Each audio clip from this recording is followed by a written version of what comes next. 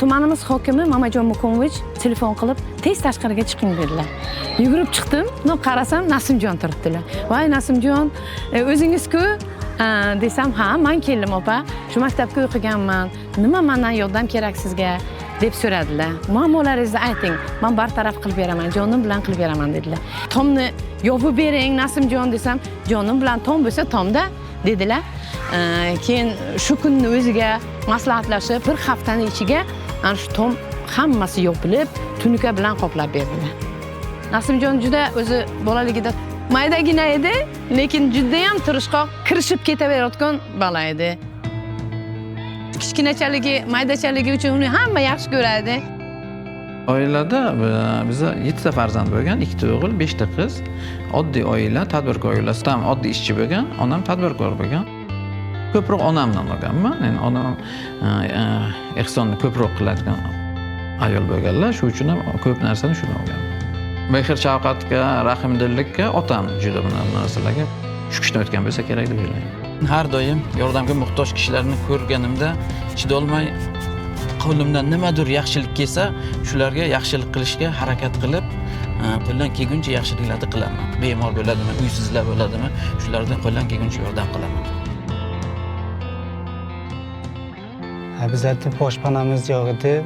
Shunisidan minnatdorman. 1 yildan bo'lsa sherika yashayman. Birinchi kun shu ko'rib dumog'im cho'g' bo'ldi. Ichim shu qandaydir yumshab yig'lagim keldi-da. Yig'ladim. To'g'risi yig'ladim. Hech bunaqa kutmadim-da menga bunaqa vaziyat qilib berishini. Yordam qilgan keyin men hali umrimga ko'rganim yo'q. Ko'rishni xohlayman. Bitta quchoqlaydi. Kim bor? Yaxshimisiz? Bitta bag'rimga bossam maylimi? Mayli. İşte qattiq qo'lmas. Chunki hammani qo'rqishni emas, hurmat qilishni xohlaydigan, ishchini xatosini kechirib, haydab yuborishni kechirishi mumkin. Kechirimli-da. Eng yaxshi xususiyati agarda yordam so'rab keladigan odam bo'lsa, uni tanish bo'lish shart emas. Kim bo'lishidan qat'iy nazar, eshigini taqillatib kelgan odamga yordam beradi. Oldin tanirdim, o'zimiz mahallamizdan.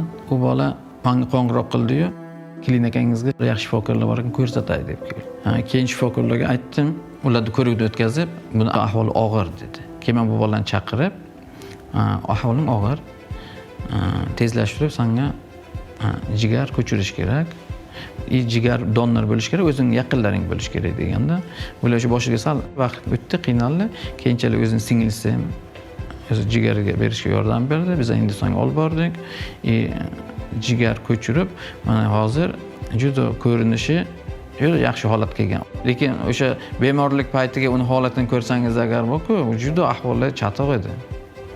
Juda bir tushkul edi-da. Men unga aytdimki, yo'q, nima bo'lsa ham harakat qilish kerak. Hozir meditsina juda rivojlangan. Bu narsa hech narsa emas, faqat harakat qilsang bo'ladi.